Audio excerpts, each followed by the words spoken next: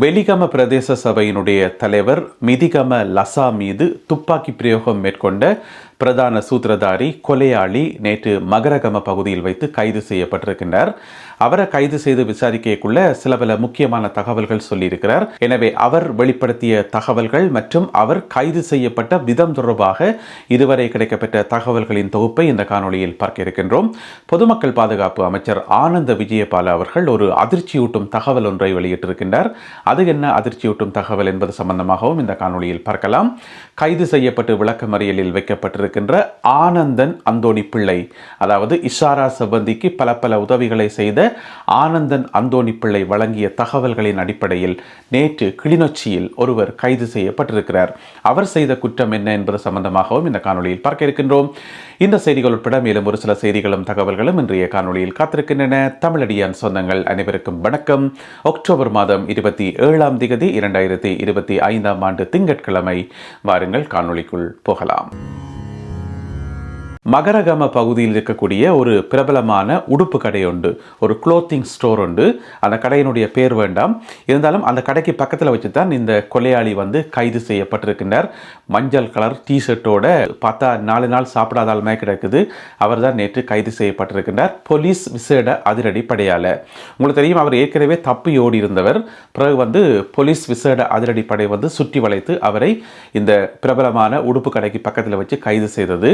அப்போ இந்த police team கைது செய்தது என்று சொன்னால் உங்களுக்கு தெரியும், கழுபோவிலையில் போலீஸ் எஸ்டிஎஃபினுடைய ஒரு கேம்ப் ஒன்று இருக்குது. கழுபோவிலையில் பார்த்தீங்கன்னு சொன்னால் மங்களா வீதி என்று இருக்குது தானே, அதில் ஒரு பிரபலமான எஸ்டிஎஃப் கேம்ப் ஒன்று இருக்குது.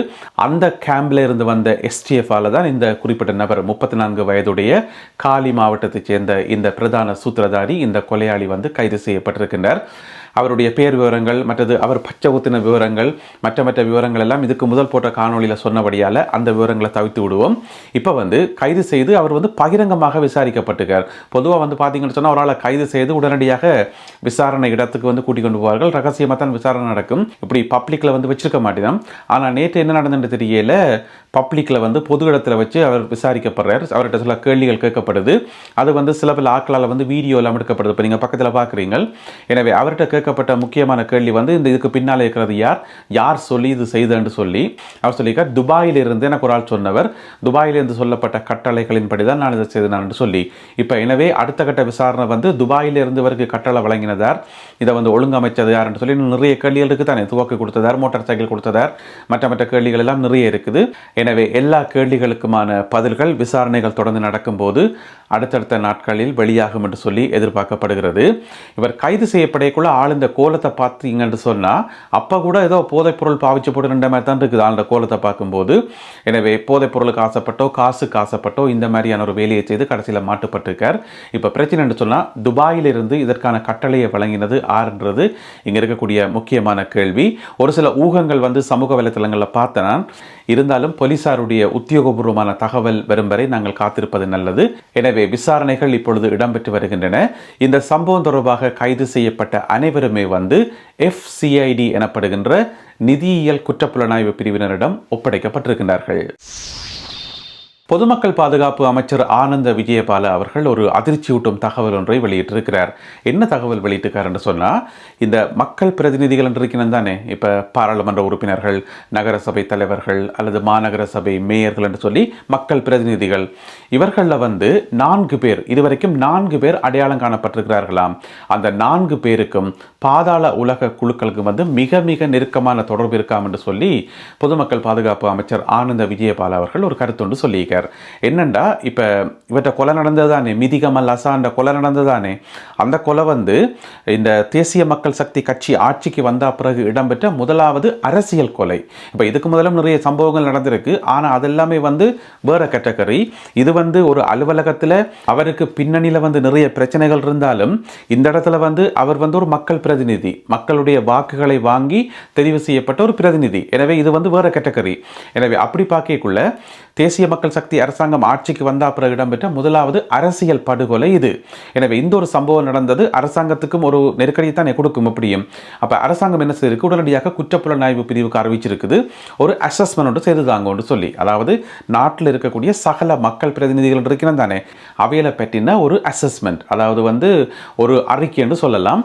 அதாவது அவர்களுக்கு உண்மையிலேயே பாதுகாப்பு அச்சுறுத்தல் இருக்கா, அவர்களுடைய கடந்த காலம் எப்படி இருந்தது, பாதாள உலக குழுக்களோட தொடர்பு இருக்குதா, ஏதேனும் பாதாள உலக குழுக்களால் அச்சுறுத்தல் இருக்கா, இந்த மாதிரி நிறைய விஷயங்கள் உடனடியாக குற்றப்புலனாய்வு பிரிவால் அலசி எடுக்கப்பட்டு அரசாங்கத்துக்கு ஒரு அறிக்கை ஒன்று கொடுக்கப்பட்டிருக்கான். முதல் கட்ட அறிக்கை கொடுக்கப்பட்டிருக்கான்.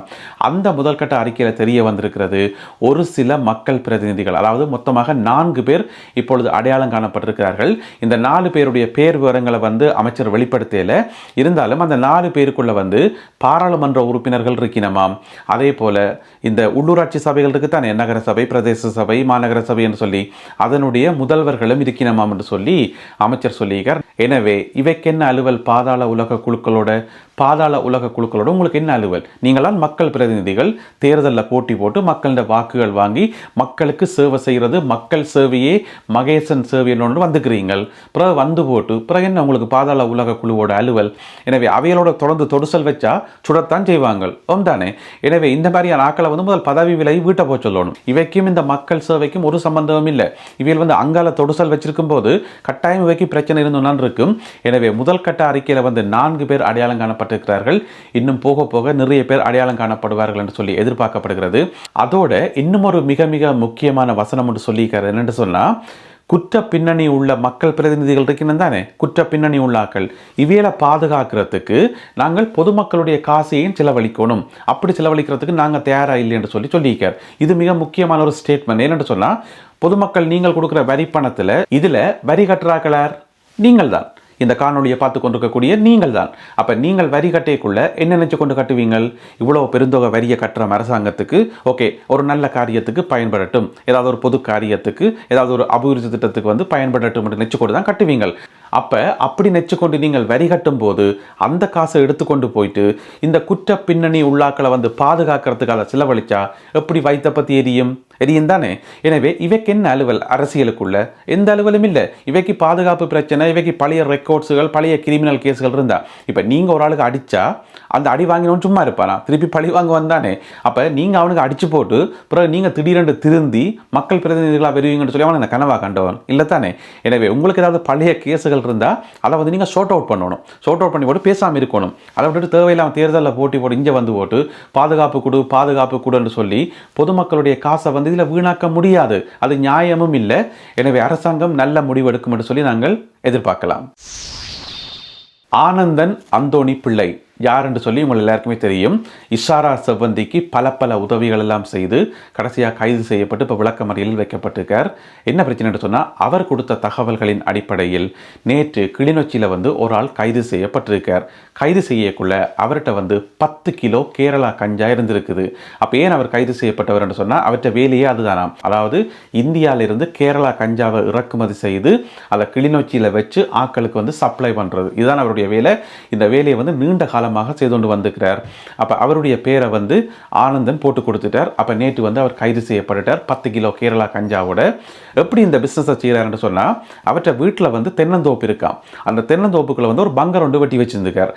அந்த பங்கருக்குள்ள எட்டி பார்த்தா உள்ளுக்குள்ள நிறைய கஞ்சாவை பதுக்கி வச்சிருக்கார். அதான் அவற்றை ஸ்டோர். எனவே அவர் நேற்று கைது செய்யப்பட்டிருக்கிறார். அவருடைய பேர் விவரங்கள் தெரியல. இந்த தகவலை கொடுத்தது அந்தோணி பிள்ளை ஆனந்தன்.